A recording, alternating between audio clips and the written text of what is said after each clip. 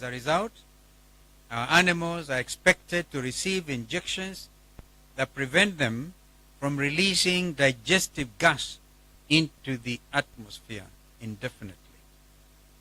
However, people behind this plan do not carry out the same vaccination programs in their own nations, where they have considerably more animals than Kenya, therefore greater contributors to the harmful climate change, quote unquote.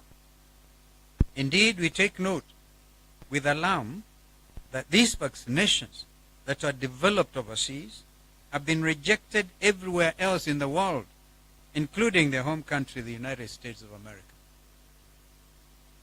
As a people's loyal opposition, we reject these experiments in toto. Let everyone know that we will resist them to the very end. We ask our fellow Kenyans to join us in opposing the proposed vaccinations, which clearly hurt our animals and endanger our people. We have also been reliably informed on incontrovertible scientific authority that these vaccines will alter the genetic structure of our animals. After 1 or 2 generations of vaccines, up to 36 months, reproduction of new life will begin to be plagued by issues. These issues include, but are not limited to, the birth of animals with severe biological malformations as a result of genetic manipulation. There will also be the difficulty of the animal's incapacity to reproduce completely. Some of these negative side effects will eventually be passed to human populations via the eating of contaminated animal farm produce. This is completely unacceptable, and on behalf of the Kenyan people, we will not tolerate it. It is difficult to understand why the Kenya Kwanza dictatorship alone in the world agrees to make our country a testing ground for deadly experiments. Any government's first responsibility is to protect its citizens' interests and well-being. It is unfathomable why Ruto'S regime would want to do the contrary. The admission of these vaccines into Kenya is clearly irresponsible and risky. We must all stand up and oppose it. We also wish to point out that the vaccination exercise is only the harbinger of more sinister things to follow. The scheme is to eradicate farm animal production entirely. They will end production of beef and other bovine meats as we have traditionally known them in the country.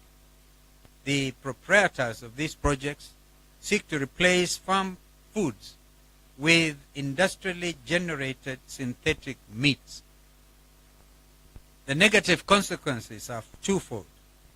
The first issue is the deterioration of livelihoods in pastoralist communities. The second is, of course, human exposure to unusual industrial meats, the ramifications of which have yet to be completely investigated. Essentially, these are side effects. We are calling Kenyans to action by our presence today at this press conference. We urge you to oppose this nefarious act by this dangerous and unpopular regime. Pastoralists and other livestock owners have a responsibility to preserve their animals and livelihoods. Do not allow anyone to get near your animal under pretense of vaccination. Our food sovereignty, and that's important, our food sovereignty and security are not subject to compromise. Our animals and people's health are equally important. Every Kenyan, therefore, has a responsibility to aggressively oppose this cruel goal. We ask all Kenyans to remain very vigilant.